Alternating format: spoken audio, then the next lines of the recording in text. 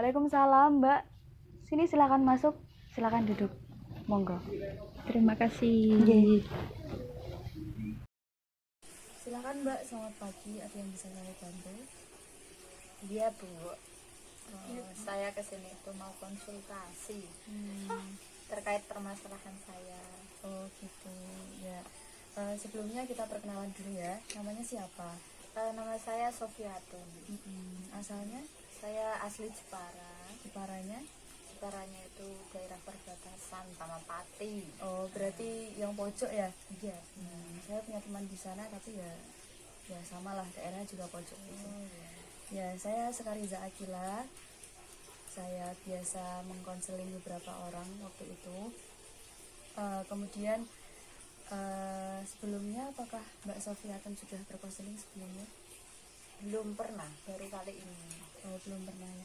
Kalau gitu saya jelaskan dulu konseling itu apa. Jadi konseling itu menurut garis besar adalah memberikan bantuan kepada individu untuk memecahkan masalahnya. Jadi persoalan-persoalan individu bisa kami pecahkan bersama melalui konseling seperti itu, Mbak.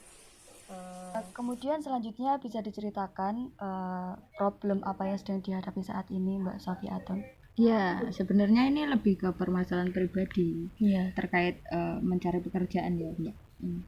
Jadi saya itu lulusan sarjana hukum, sudah sepantasnya ya saya bekerja di lembaga yang berbau hukum gitu, seperti pengadilan negeri, kejaksaan, kemudian lembaga advokat seperti itu. Tapi Iya, betul.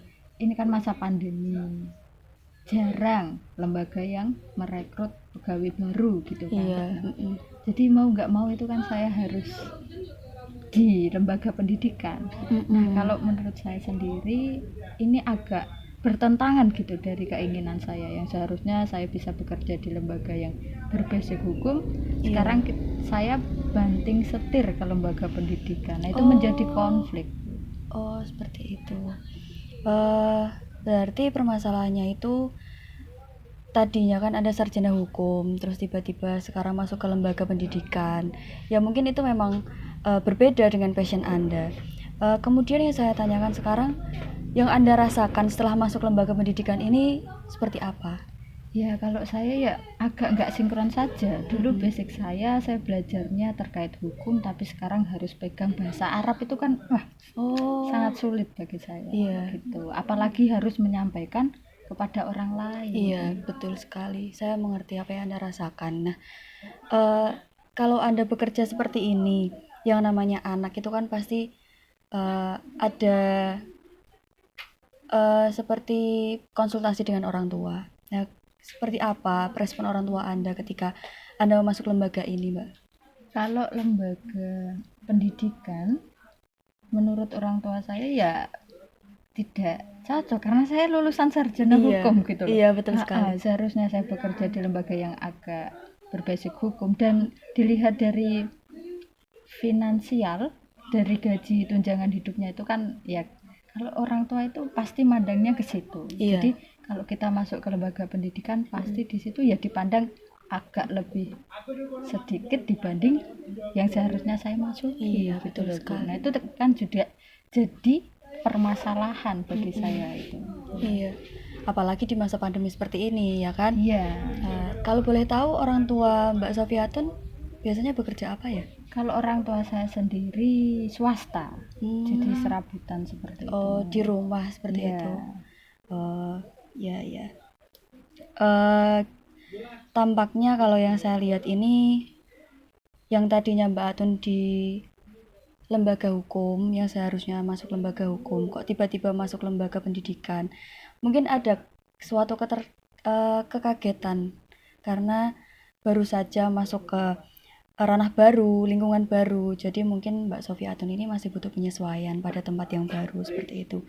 Nah, pada penyesuaian ini, tahap penyesuaian ini, apakah ada masalah yang membuat Mbak Atun tertekan atau merasa ada perasaan yang lain yang menjadi konflik seperti itu?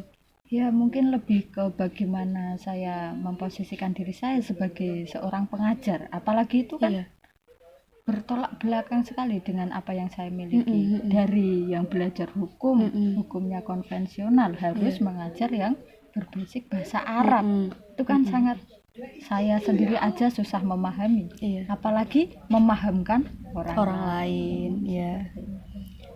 Kemudian kalau menurut saya, karena ini masih masa penyesuaian, mungkin Mbak Sofiatun bisa ya lebih disesuaikan dulu lah dengan keadaan yang sekarang. Mungkin suatu saat nanti kalau pandemi ini sudah reda, bisalah kita cari lembaga-lembaga hukum yang mungkin bisa menampung Mbak Atun untuk masuk ke dalam pekerjaan itu. Nah, di sini kan kesimpulannya Mbak Atun itu merasa seperti tidak tepat lingkungannya dalam pendidikan ini kan.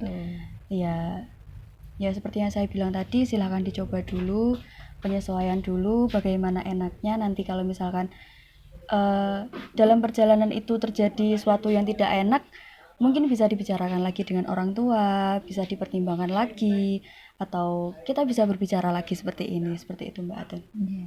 Ya kurang lebih seperti itu.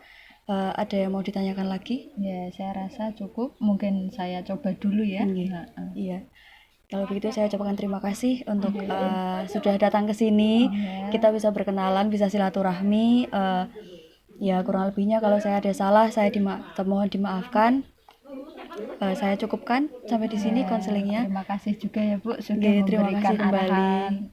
Ya mohon maaf saya cuma bisa memberikan pengarahan sedikit. Mungkin kalau misalkan kalau bisa membantu ya alhamdulillah, kalau tidak ya nanti bisa kita bicarakan lagi dengan waktu yang tepat seperti itu. Terima kasih. Wassalamualaikum warahmatullahi wabarakatuh. Waalaikumsalam warahmatullahi wabarakatuh.